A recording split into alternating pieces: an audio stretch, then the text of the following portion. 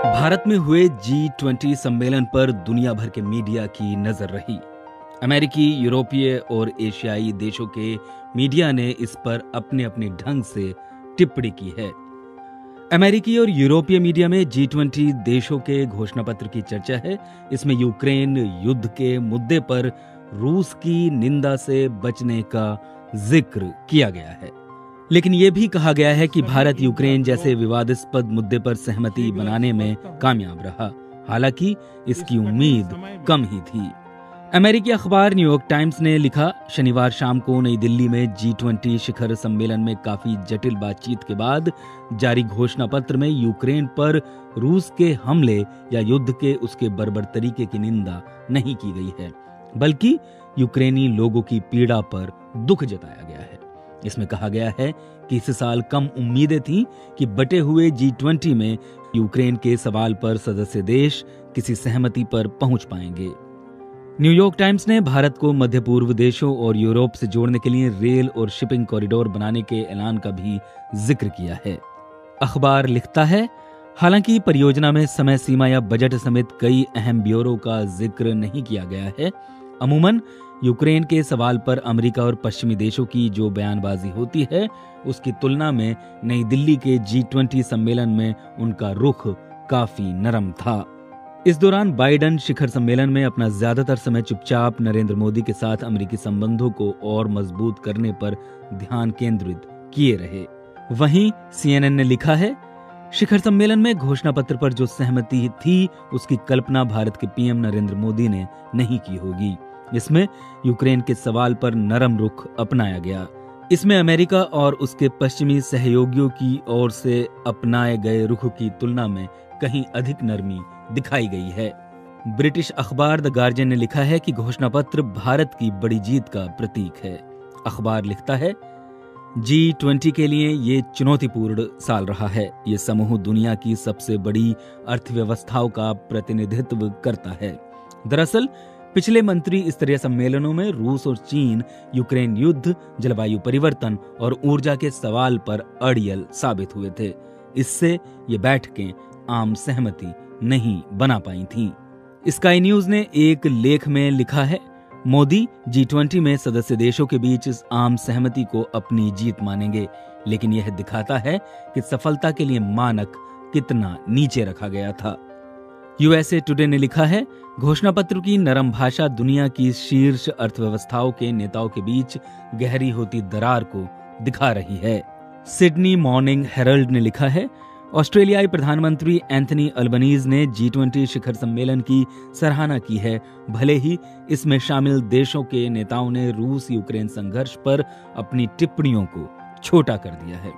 अखबार ने लिखा है, भारतीय प्रधानमंत्री नरेंद्र मोदी ने शिखर सम्मेलन में भारत की वैश्विक छवि को चमकाने और G20 का ध्यान यूक्रेन से हटाकर व्यापार, बुनियादी ढांचे में निवेश और जलवायु परिवर्तन की ओर लगाने की कोशिश की। NBC ने अपनी रिपोर्ट में लिखा है, दुनिया के अमीर और विकासशील देशों की इस बैठक ने भारत के बढ़ते आर्थिक और भू राजनीतिक प्रभाव को दिखाया ही है, साथ ही देश की हिंदू राष्ट्रवादी सरकार, खासकर प्रेस की आजादी पर सरकार के नजरिए की बढ़ती आलोचना को भी दिखाया है। भारत वामपंथी चीन की बढ़ती महत्वाकांक्षाओं के लिए महत्वपूर्ण काउंटरवेट यानी प्रतिवाद भी प्रदान कर रहा है। NBC ने अपनी रिपोर्ट में पत्रकारों को नेताओं से दूर रखने का जिक्र करते हुए लिखा है, नई दिल्ली में लगे पोस्टरों पर भारत ने अपने आप को मदर ऑफ डेमोक्रेसी घोषित किया है, लेकिन सैकड़ों पत्रकारों को सम्मेलन में आए नेताओं से दूर ही रखा गया। आम प्रोटोकॉल के विपरीत शुक्रवार रात भारतीय प्रधानमंत्री नरेंद्र मोदी के साथ राष्ट्रपति जो बाइडेन की मुलाकात को कवर करने की अनुमति किसी भी पत्रकार को नहीं दी गई। वहीं वॉशिंगटन पोस्ट ने अपनी रिपोर्ट में कहा है कि G20 का घोषणा पत्र यूक्रेन को लेकर बढ़ते मतभेद और ग्लोबल साउथ यानी भारत जैसे विकासशील देशों के बढ़ते प्रभाव को दर्शाता है। वॉशिंगटन पोस्ट ने लिखा है, मेजबान भारत अलग अलग समूहों से अंतिम बयान पर दस्तखत कराने में कामयाब रहा, लेकिन यूक्रेन में रूस के युद्ध के विवादित मुद्दे पर भाषा को नरम करके ऐसा किया गया। अखबार ने अपनी रिपोर्ट में लिखा है कि G20 सम्मेलन के करीब आने के अंतिम महीनों में भी भारत यूक्रेन युद्ध को लेकर घोषणा पत्र के शब्दों पर सहमति नहीं बनवा सका था, क्योंकि चीन और रूस बाली में इस्तेमाल की गई भाषा के भी खिलाफ थे। उसने इस बात का भी जिक्र किया है कि पश्चिमी देश रूस के इस घोषणा पत्र पर हस्ताक्षर को भी एक कामयाबी के रूप में देख रहे हैं। चीन के सरकारी अखबार ग्लोबल टाइम्स ने भी अपने लेख में कहा है कि G20 सम्मेलन ने बढ़ते मतभेदों के बीच बुनियादी एकजुटता प्रदर्शित की है। ग्लोबल टाइम्स ने लिखा है, दिल्ली में संपन्न हुए G20 शिखर सम्मेलन में अंततः साझा बयान स्वीकार कर लिया गया, जिसमें बहुत बुनियादी एकजुटता और यूक्रेन युद्ध को लेकर तटस्थ नजरिया है। चीनी अखबार ने लिखा है, चीनी विश्लेषकों का कहना है कि G20 वैश्विक शासन के लिए अभी भी एक महत्वपूर्ण बहुपक्षीय तंत्र है, भले ही समूह प्रमुख शक्तियों के बीच जटिल संघर्षों के कारण शिथिलता के खतरे का अधिक सामना कर रहा है।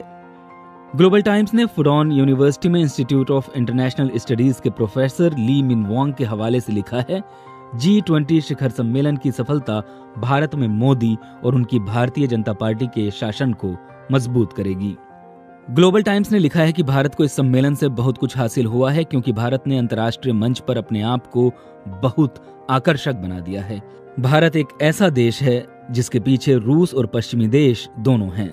वहीं पाकिस्तान के अखबार डॉन में प्रकाशित एक विश्लेषण में कहा गया है कि अगर दिल्ली में जारी साझा घोषणा पत्र से यूरोप में शांति आ जाती है तो इसका कुछ श्रेय मोदी को जाएगा, जो न्याय संगत भी होगा। डॉन ने लिखा है, इस महीने भारत की संसद का मोदी के आह्वान पर विशेष सत्र भी शुरू होगा और वो उसमें और कोई बड़ा काम भी कर सकते हैं। दुनिया की तालियों की गड़गड़ाहट के बीच उन्होंने यूक्रेन के लिए शांति का संदेश दे दिया है, लेकिन उन्होंने मणिपुर और कश्मीर सहित भारत के बड़े हिस्से में लोगों की पीड़ा के समाधान के लिए किसी जल्द कदम का कोई संकेत नहीं दिया है।